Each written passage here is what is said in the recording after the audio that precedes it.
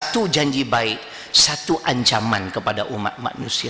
Fa imma ya'tiyannakum minni huda famanittaba'a hudaya fala yadhillu wala yashqa wa man a'rada an dhikri fa inna lahu ma'isyatan dhanka. Surah Toha, surah ke-20. Di pertengahan ayat 123 disambung dengan ayat 124. Ayat yang bermaksud, maka apabila datang pada kamu petunjuk dariku, lalu sesiapa yang mengikuti petunjukku itu, Allah beri jaminan baik, janji baik. Fala yadhillu wala yashqa. Mereka ini tidak akan sesat dan tidak akan menemui kesengsaraan di dalam kehidupan. Tetapi ingat, sebaliknya, kalau kamu membelakangi Quran, kamu tolak pimpinan Al-Quran, dan sesiapa yang berpaling daripada peringatan kami, maka sesungguhnya kami akan hidupkan mereka dengan kehidupan yang sempit.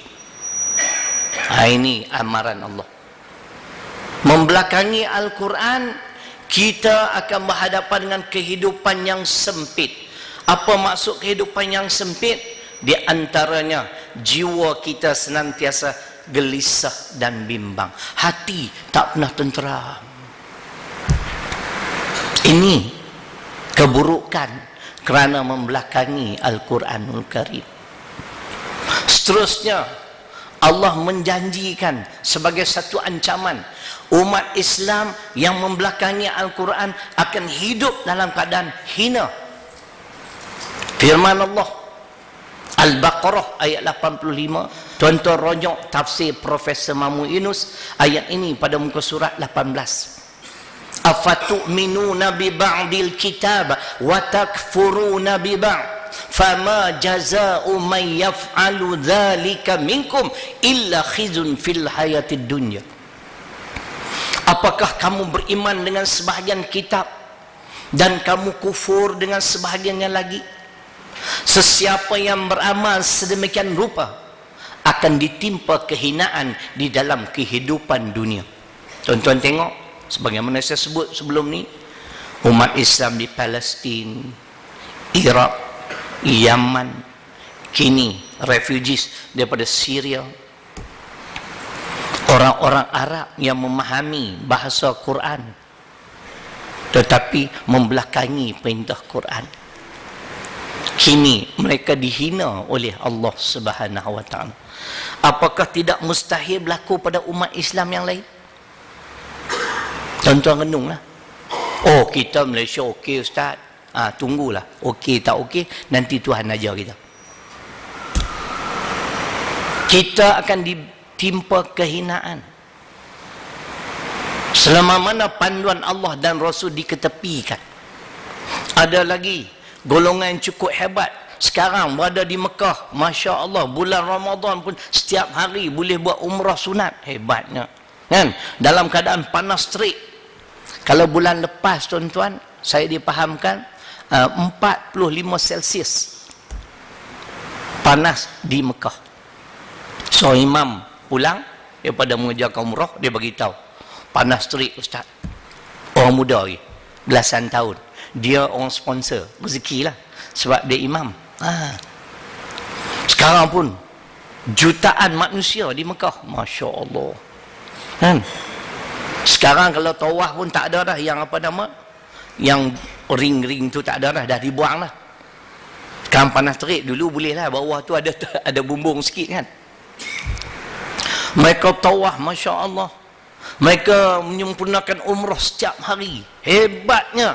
Tapi kalau golongan ini yang hebat di segi ibadah, tetapi kalau mereka mendustakan Al-Quran, dalam masa yang sama merendah-rendahkan Al-Quran, kita jawab dengan firman Allah surah Al-A'raf surah ke-7 pada ayat 40. Sila rojok tafsir pimpinan Ar-Rahman, keluaran Jabatan Perdana Menteri, Jawinya pada muka surat 281, Ruminya pada muka surat 350.